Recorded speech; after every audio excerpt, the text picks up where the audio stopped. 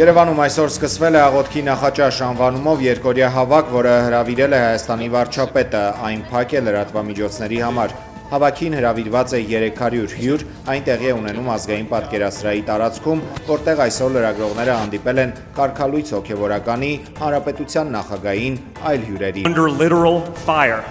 Այս միջոցառմանը ոչ պաշտոնական տեղեկությամբ պետք է մասնակցեր նաև ԱՄՆ նախագահի որդին Դոնալդ Թրամփ կրտսերը, սակայն աշխարհառչակ լրագրող Տակել Կարսոնի հետ մեր ձևով շարժման համակարգող Նարեկ Կարապետյանի աղմկահարույց հարցազրույցից հետո Թրամփի որդին մտափոխվել է։ Մամուլը գրում է, որ պատճառը հայ առաքելական եկեղեցու դեմ Հայաստանի իշխանության հարձակումներն են։ Այս լուրը ԱՄՆ պահպանողական շրջանակներում աղմուկ է առաջացրել։ Դոնալդ Թրամփ կրտսերը իր աղբյուրների միջոցով եկեղեցու դեմ հարձակման մասին փաստերի իսկության հաստատումը ստանալուց հետո որոշել է հրաժարվել Հայաստան այցից եւ գործող իշխանության ներկայացուցիչների հետ հանդիպումներից։ Ըստ օրակարգի աղոթքի նախաճաշի մասնակիցները վաղը կլինեն Մայրաթոռում։ Նախատեսված է նաեւ հանդիպում ամենայն հայոց կաթողիկոսի հետ։ Այսօրվա Երևանյան հավաքին Մայրաթոռից նույնպես ներկայացուցիչ կլինի։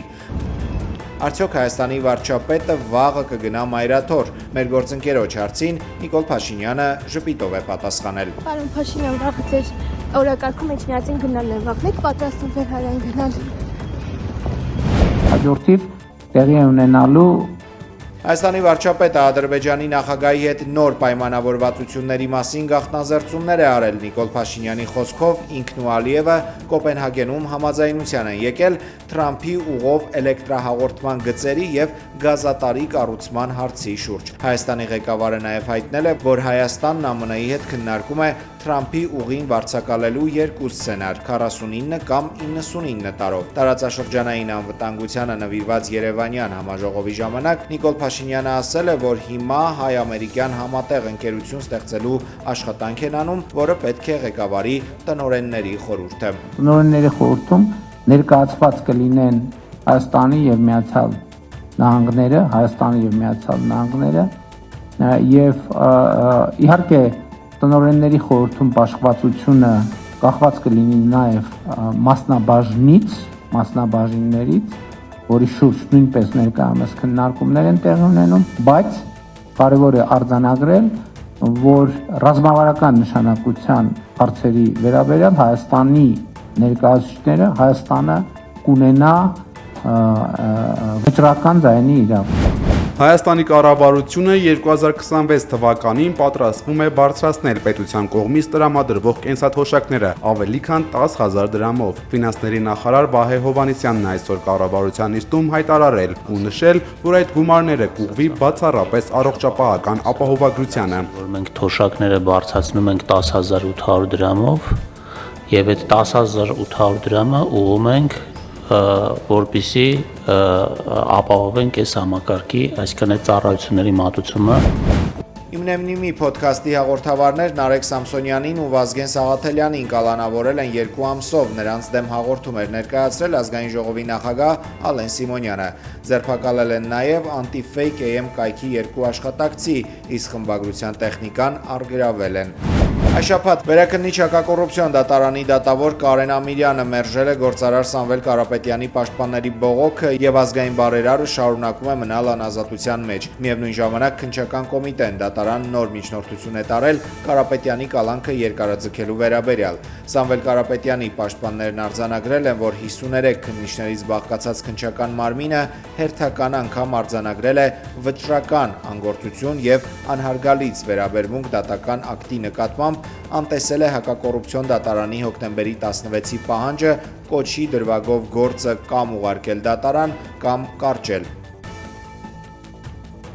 Որոշումը չեն ստանում, բայց քննիչը այն ստանում։ Սամվել Կարապետյանի կալանքը երկարաձգելու միջնորդության քննությունը տեղի կունենա երկուշաբթի, նոյեմբերի 17-ին ժամը 10-ին հակակոռուպցիոն դատարանում, հայտնել է փաստաբան Արամ Վարդևանյանը եւ իրավունքի աղաղակող խախտման մասին հայտարարություն արել։ Սամվել Կարապետյանի պաշտպանության խումբը վճռաբեկ դատարանի 3 ուղարկած ծանուցող նամակը ստացել է այսօր, որտեղ նշվում է, որ 3 պետք է հրապարակվեր վճռաբեկ դատարանի որոշումը։ Մինչդեռ ըստ Վարդևանյանի քննիչն այն ստացել է ավելի վաղ ու ազգային բարերարի կալանքը երկարաձգելու միջնորդության մեջ նաև հղում արել վճռաբեկի այդ որոշմանը։ Դա ոնց է ստացվում։ Այսինքն ողջամտորեն եկեք հասկանանք, 18-27 ինքը մուտք է անում միջնորդությունը, իր ձեռքի տակ ունենալով վճռաբեկ դատարանի որոշումը, իսկ մենք պաշտպաններս դեռևս նոյեմբերի 14-ին առաքանու միջոցով ստանում ենք, որ նոյեմբերի 13-ին որոշում պետք է հրապարակվի եւ այս նամակը ելքագրվել է նոյեմբերի 13-ին։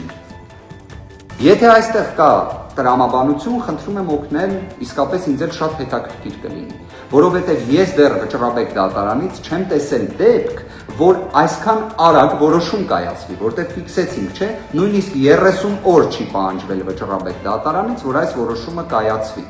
Եվ իդեպ այս որոշման ամբողջ իմաստը մի բանում է, ոչ թե իրավաբանության, այլ պարզապես ամեն կերպ ցույց տալ, որ այս քրեական գործը դեռևս գոյություն ունենա, որովհետև ակնհայտ է, կարծում եմ, արդեն բոլորն են դրա մասին խոսում, որ այս կոչի դրվագը ողջամիտ չէ, ոչ միայն ապօրինի է, ոչ միայն խայտառակություն է, ոչ միայն քաղաքական հետապնդում է, այլ պարզապես ողջամիտ չէ։ Պրովոկացիան եք ձեզ չեմ հեռացնելու։ Հեցի լիցենզիայից զրկելու այսօրվա նիստի ժամանակ կրքեր բորբոքվել են ՀՑԿՀ մարմնի ղեկավարի եւ Հեցի տնօրենի նախկին պաշտոնակատար Դավիթ Ղազինյանի միջև։ Այն բանից հետո, երբ Ղազինյանը զարմանք արտահայտելով հարցրել է, թե ինչ գործ ունեն նիստերի դահլիճում ոստիկանական ուժերը։ Ղազինյանը հարցրել է դահլիճում արկա 5 կողմերից, ումից է ՀՑԿՀ մարմինը վտանգ տեսնում։ Մեսրոպյանը մեղադրանքները հնչեցրել Տաշիր կապիտալի ներկայացուցիչների հասցեին, ինչից հետո սկսվել է լեզվակռիվ։ Այն պահվածքը, որ արձանագրվել է 3 նիստերից առաջին վարքյանից, ձեր կողմից, ձեր այդ ուղղությամբ նստած ընկերների, գործընկերների կողմից մտել եք անունները մենք ենք որոշում, մի րոպե ոնց լա, ես եմ, մենք ենք որոշում, ոչ դուրսը չենք նստացնելու ձեզ, դահլիճում ենք նստացնելու, մենք ենք որոշում, մի րոպե, գնում եք պրովոկացիայի իսկապես արդեն, ես պրովոկացիա չեմ անում։ Ձեր ասածն եմ մեկնաբանում, ձեր ասելով հրավիրված մարդիկ պետք է նստել այս սեղանի շուրջ, կողմը պետք է նստի, լուրջ եք խոսում։ Թեհրանում հարյուրավոր մարդիկ անձրևի համար համատեղ աղոթք են արել։ Ըստ իրանական լրատվամիջոցների երկրում 19 ջրամբարները լիակատար չորացման եզրին են։ Ավելի վաղ Իրանի նախագահ Փեզեշքյանը ասել էր, որ այս տարի Իրանում տեղումները կազմել են նախորդ տարիների ընդամենը 3%-ը։ Նա նշել էր, որ Թեհրանը ստիպված կլինի տարհանել 10 միլիոն բնակչին, եթե նոյեմբերի 3-րդ տասնօրյակում անձրև չտեղա։ Կիևի վրա հարձակման ժամանակ ռուսական Իսկանդեր հրթիռի բեկորներն ընկել են Ուկրաինայում Ադրբեջանի դեսպանատան շենքի վրա, հայտարարել է Ուկրաինայի նախագահ Վլադիմիր Զելենսկին։ Նրա տվյալով հարվածի ժամանակ օգտագործվել է մոտ 430 անօդաչու թռչող սարք եւ 18 հրթիռ, այդ թվում բալիստիկ եւ աերոբալիստիկ։ Հարվածների հետևանքով զոհվել է 4 մարդ։ Թիրախավորվել են մի շարք բնակելի տներ։ Ռուսական զինուժը այս տարվա օգոստոսին նույնպես հարվածել էր Կիևում ադրբեջանական դեսպանատանը։ Ուկրաինայի նախագահ Վլադիմիր Զելենսկին Telegram ալիքում գրել է, որ հեռախոսով խոսել է Ադրբեջանի նախագահ Իլհամ Ալիևի հետ։ Ադրբեջանի ղեկավարը դատապարտել է այդ հարվածը եւ նշել, որ սա առաջին դեպքը չէ, երբ ռուսները հարձակվել են դեսպանության շենքի եւ Ադրբեջանին պատկանող այլ օբյեկտների վրա։ Ադրբեջանում Ռուսաստանի դեսպան Միխայիլ Եվդոկիմովին կանչել են երկրի արտաքին գործերի նախարարություն։ Պաշտոնական Բաքուն բողոքի նոտա է փոխանցել Մոսկվա։ ԱՄՆ-ի պատերազմի նախարար Փիթ Հեքսեթը հայտարարել է թմրակարտերների դեմ ռազմական գործողություն սկսելու մասին։ Հարավային նիզակ անվանումով գործողության հիմնական նպատակն է արևմտյան կիսագնդում նարկոահաբեկիչների վերացումը։ ԱՄՆ-ի բանակը մտադիր է կոշտ միջոցներ ձեռնարկել կասեցնելու թմրամիջոցների ապօրինի շրջանառությունը։ Հեքսեթի խոսքով այս առաքելությունը նախագահ Դոնալդ Թրամփի հրամանն է։ Գործողությունը կղեկավարեն Հարավային նիզակ միացյալ օպերատիվ խումբը եւ ԱՄՆ հարավային հրամանատարությունը։ Առաքելության շրջանակներում նախատեսվում է նաև օգտագործել ռոբոտացված եւ ինքնավար համակարգեր MAX-25 ճանապարհով տեղափոխվող թմրամիջոցները հայտնաբերելու համար։ Ավելի վաղ ԱՄՆ-ն Խաղաղ օվկիանոսում թիրախավորել էր տասնյակ թմրանավեր։ Թուրքական հրշեջ օդանավ է կործանվել Խորվաթիայում, օդաչում մահացել է։ Ինքնաթիռի բեկորներն ընկել են Սենժ քաղաքի մոտ։ Վթարված օդանավը տեխնիկական զննման մեկնող 2 ինքնաթիռներից մեկն էր, որոնք վատ եղանակի պատճառով Զագրեբի փոխարեն պետք է վայրէջք կատարեին Պրիեկա քաղաքում։ Երկրորդ օդանավը բարեհաջող է իջել օդակայան։ Փարիզում միգրանտները փողոքի մեծ ակցիա են արել։ Մոտ 200 միգրանտ ֆրանսիական կառավարությունից պահանջում է կացարան, որը կհամապատասխանի ցուրտ ձմեռվա պայմաններին։ Միգրանտները նշել են, որ 4 ամիս դրսում են մնացել, իսկ առաջարկվող կացարանները, որոնք հիմնականում մայրաքաղաքից դուրս են, նրանց համար բավարար չեն։ Ակտիվիստների տվյալներով միայն անցած ամիս Փարիզում ավելի քան 1000 միգրանտ գիշերել է անմխիթար ճամբարներում։ Մոսկվայի ավիապարկը առևտրի կենտրոնին կինոթատրոնում դեռահասը բենզին է լցրել նստարաններին եւ փորձել հրկիզել։ 16-ամյա աղջկան ձերբակալել են անվտանգության աշխատակիցները եւ հանձնել ոստիկանությանը։ Հրդեհը մարել են առևտրի կենտրոնի աշխատակիցները։ Զոհեր կամ տուժածներ չկան։ Մոսկվայի քաղաքային դատախազության տվյալով դեռահասը գործել է անհայտ անձանց հեռախոսային ցուցումներով։